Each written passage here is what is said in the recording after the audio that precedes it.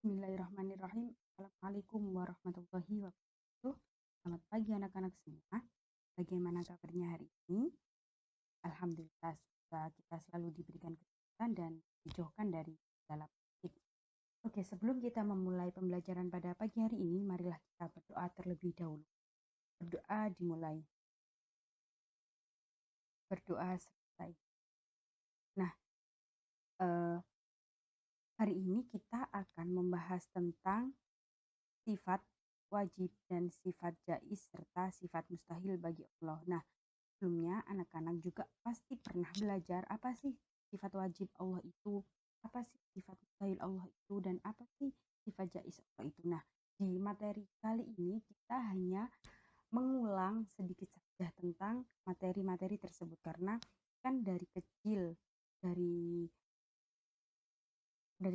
di TPQ atau di tempat-tempat pengajian kan kalian sudah ajarkan tentang sifat-sifat Allah. Nah,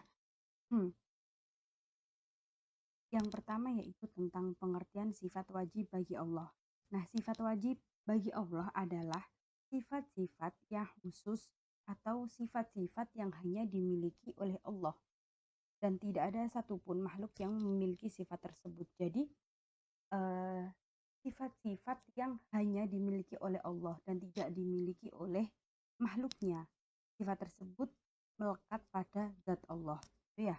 Nah, sifat-sifat inilah yang menjadi pembeda antara Allah dengan makhluknya. Jadi, apa sih bedanya Allah dengan makhluknya itu? Nah, yang membedakan itu ya di sifat-sifat ini nanti yang akan kita bahas. Nah, sifat-sifat wajib bagi Allah itu dikelompokkan menjadi 4. Yang pertama, ada sifat nafsiyah. Yang kedua, ada sifat salbiyah. Yang ketiga, ada sifat ma'ani. Dan yang keempat, ada sifat maknawiyah. Nah, kita akan bahas satu persatu apa itu sifat nafsiyah, salbiyah, ma'ani, dan maknawiyah. Yang pertama yaitu sifat nafsiyah. Sifat nafsiyah adalah sifat yang berhubungan dengan zat Allah itu sendiri. Nah, sifat nafsiyah itu ada satu, yaitu wujud, ada. Jadi, Allah itu ada, zat Allah itu ada, tapi tidak bisa kita lihat dengan panca indera manusia. Jadi, sifat yang berhubungan dengan zat Allah yang tidak bisa kita lihat dengan panca indera kita, seperti sifat nafsiyah. Yang kedua ada sifat salbiyah. Sifat salbiyah yaitu sifat yang menghilangkan sifat-sifat yang tidak layak atau tidak sesuai dengan kesempurnaan Allah atau disebut dengan peniadaan gitu. Jadi sifat ini itu menghilangkan sifat-sifat yang tidak layak atau tidak sesuai dengan kesempurnaan Allah itu sendiri. Nah, di antara sifat salbiyah itu ada 5. Yang pertama, hidam. Hidam itu artinya dahulu. Jadi Allah itu dahulu sebelum ada manusia, sebelum ada nabi, sebelum ada apapun yang ada di dunia ini, Allah itu sudah ada terlebih dahulu. Jadi Allah itu bukan suatu hal yang baru gitu. Selanjutnya, bako, kekal. Allah itu kekal, tidak akan mati, tidak akan meninggal meskipun itu hari kiamat, karena Allah memiliki sifat yang kekal, beda dengan makhluknya yang beda dengan makhluknya yang kalau misalkan ada hari kiamat akan kembali kepadanya. Dan selanjutnya mukhalafatul hawadisi, berbeda dengan makhluknya. Nah, ini pasti ya, karena Allah itu memiliki sifat-sifat yang sangat agung, sifat yang sangat tidak dimiliki oleh semua makhluknya gitu. Jadi Allah itu berbeda dengan makhluk. Yang selanjutnya ada qiyamuhu binafsihi, berdiri sendiri. Allah itu tidak membutuhkan bantuan dari siapapun. Allah itu bisa menciptakan sesuatu itu dengan sendirinya. Yang selanjutnya ada wahdaniyah, esa, artinya satu. Ya Allah itu esa, satu. Tidak ada Allah itu banyak, tidak ada Allah itu lebih dari satu, itu tidak ada. Jadi salbiyah itu sifat yang menghilangkan sifat yang tidak layak atau tidak sesuai dengan kesempurnaan Allah. Yang ada 5, yaitu meliputi damba mukhalafatul hawadisi yamuhu binafsihi dan wahdaniyah. Yang selanjutnya ada sifat ma'ani. Sifat ma'ani yaitu sifat-sifat wajib bagi Allah yang yang bisa digambarkan dengan akal pikiran manusia, serta sifat tersebut itu dapat meyakinkan orang karena kebenarannya dapat dibuktikan dengan panca indera. Jadi di sifat ma'ani ini sifat yang dapat digambarkan dengan akal pikiran, sehingga orang-orang yang tidak percaya dengan Allah itu bisa meyakini bahwa Allah itu ada, karena sifat tersebut itu bisa dibuktikan dengan panca indera kita. Nah, sifat ma'ani itu meliputi kudrot, yang artinya kuasa. Allah itu berkuasa atas semua hal, atas semua yang ada di dunia ini. Selanjutnya irodah. Allah itu maha berkehendak. Apapun yang diinginkan Allah itu pasti akan terjadi. Jadi semua kehendak Allah itu akan terjadi tanpa bantuan siapapun. Yang selanjutnya ilmun, mengetahui. Allah itu maha mengetahui. Entah itu sesuatu yang belum terjadi, entah itu sesuatu yang sudah terjadi, entah itu sesuatu yang akan terjadi. Pokoknya Allah itu maha mengetahui semuanya yang ada di dunia ini. Yang selanjutnya hayat. Allah itu maha menghidupkan sesuatu. Sesuatu yang hidup itu karena Allah. Contohnya kita. Kita hidup karena siapa? Karena Allah. Kita dihidupkan oleh siapa? Oleh Allah. Selanjutnya ada sama. Allah itu maha mendengar. Allah itu maha mendengar segala sesuatu, entah itu yang lirih, entah itu yang keras, entah itu yang tidak bisa didengar oleh manusia, entah itu yang tidak bisa didengar oleh apapun. Allah itu bisa mendengarkan gitu. Selanjutnya basor, melihat. Allah itu maha melihat segala sesuatu yang ada di muka bumi ini. Misalkan kalian mencuri, tidak diketahui orang lain, maka Allah itu akan mengetahui perbuatan yang kalian lakukan. Semuanya yang kita lakukan di dunia ini itu Allah bisa melihat. Yang selanjutnya kalam, berbicara. Allah itu memberikan firman-firman-Nya melalui Al-Quran. Apa yang difirmankan oleh Allah itu sudah tertuang dalam Al-Quran semuanya. Nah, selanjutnya ada sifat maknawiyah. Sifat maknawiyah yaitu sifat yang berhubungan dengan maknawi atau kelanjutan dari sifat ma'ani. Nah, sifat maknawiyah itu antara lain qadiron, yaitu keadaan Allah itu maha kuasa. Muridan, keadaan Allah itu maha berkehendak. Aliman, keadaan Allah itu maha mengetahui. Hayyan, keadaan Allah itu maha hidup. Sami'an, keadaan Allah itu maha mendengar. Basiron, keadaan Allah itu maha melihat.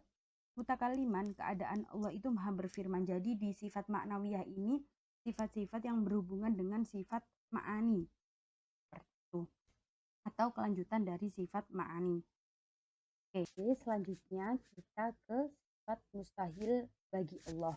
Nah, sifat mustahil bagi Allah itu apa sih? Sifat yang tidak mungkin dimiliki oleh Allah atau kebalikan dari sifat wajib Allah.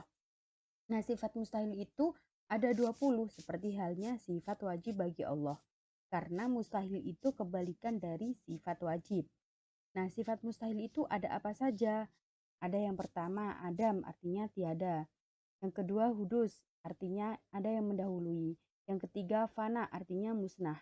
Yang keempat, mumasalatul hawadisi, artinya ada yang menyamai. Yang kelima, ihtiyaju li ghairihi, artinya membutuhkan yang lain. Yang keenam, ta'adud, artinya berbilang. Yang ketujuh, ada ajzun yang artinya lemah.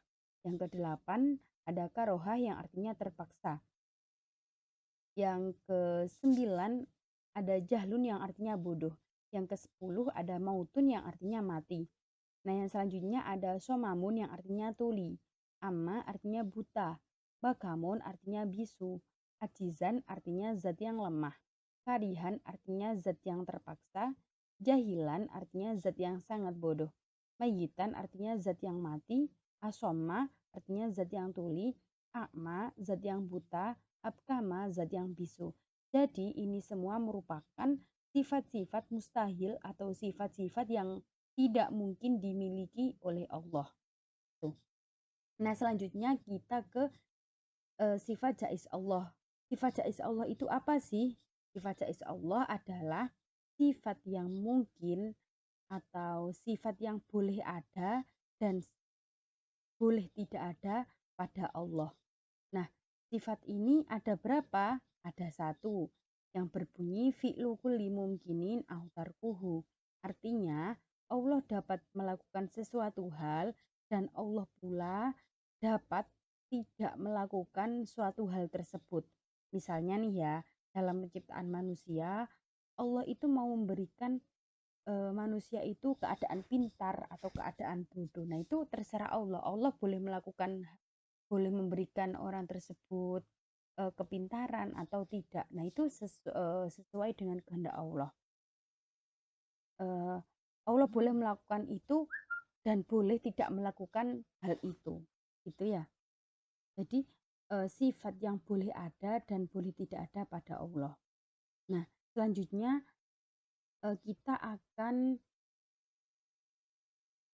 membahas tentang apa sih keutamaan kita mengenal sifat-sifat Allah itu. Nah, yang pertama ada kita mengenal sifat Allah itu merupakan ilmu yang paling mulia dan utama. Karena mulianya ilmu itu dilihat dari apa yang kita pelajari. Nah, mengenal sifat Allah itu hukumnya wajib ya. Karena apa? Karena biar kita memahami, biar kita biar keimanan kita itu akan semakin bertambah dengan mengetahui sifat-sifat wajib dan sifat-sifat jaiz yang ada pada Allah. Nah, yang kedua, semakin seorang mengenal Allah, maka ia semakin berserah diri kepadanya, serta menjalankan semua perintahnya dan menjauhi larangannya. Nah, ini yang terpenting. Jika seseorang telah mengenal sifat-sifat Allah itu apa saja, nah, ia itu akan berserah diri kepada Allah, serta akan menjalankan semua perintah Allah dan menjauhi semua larangannya.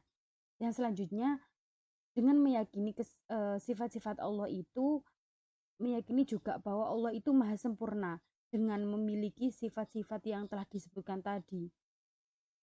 Dan selanjutnya iman akan semakin bertambah. Nah, ini tidak bisa dipungkiri ya, karena kita jika mengimani, jika memahami sifat-sifat Allah itu apa saja, maka keimanan kita itu akan semakin bertambah. Yang selanjutnya, menenangkan jiwa. Menenangkan jiwa. Nah, jika kita mengetahui atau memahami apa itu sifat-sifat Allah, maka hati kita akan tenang. Kita akan selalu berpasrah diri, kita akan selalu mematuhi semua perintahnya dan menjauhi semua larangannya. Terus selanjutnya sebagai motivasi kuat dan sabar. Selanjutnya disiplin dalam bersikap dan mengetahui hukum serta ketentuan Allah dengan baik. Jika kita mengetahui, memahami sifat-sifat Allah itu dengan baik, maka intinya keimanan kita itu akan semakin bertambah dan semua kewajiban, semua perintahnya itu akan kita lakukan dengan ikhlas, dengan ilmu seperti itu. Nah, mungkin itu saja materi pada pagi hari ini. Kalau ada yang ditanyakan, silakan ditanyakan di grup dan tugasnya juga akan di-share di grup. Sekian, terima kasih. Kurang lebihnya mohon maaf. Ihdinas siratal mustaqim. Assalamualaikum warahmatullahi wabarakatuh.